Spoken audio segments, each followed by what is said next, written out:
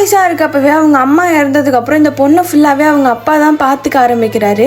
அவங்க அம்மா இறந்த அடுத்த நாள் அவங்க அப்பா எங்கேயோ வெளியே போயிட்டு வரப்போ இந்த பொண்ணு உட்காந்து எல்லா வேலையும் செஞ்சு முடிச்சிருக்கு.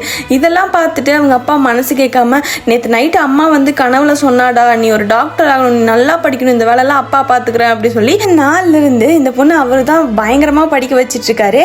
அவர் நினச்ச மாதிரியே அந்த பொண்ணும் ஸ்கூலில் ஃபர்ஸ்ட் மார்க் வாங்கிடுறா. அதுக்கான ஒரு பாராட்டு விழாவுமே நடக்குது.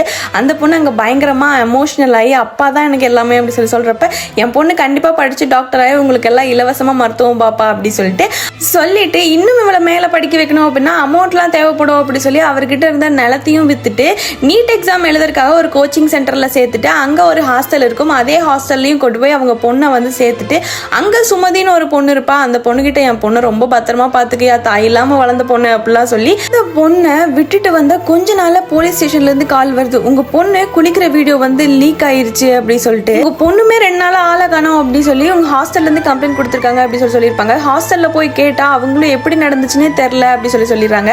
கூட இருந்த ரூம்மேட் பொண்ணு வந்து பாய்ஸ் ஹாஸ்டல் இருக்கிற சேகர்னு ஒரு பையன் தான்ப்பா எனக்கு இந்த வீடியோ அனுப்புனா, நீங்க என்னன்னு போய் கேளுங்க அப்படி சொல்லிடுறாங்க. இதுக்கப்புறம் என்னெல்லாம் நடந்துச்சு அப்படிங்கறது அடுத்த பாட்டில் பார்க்கலாம்.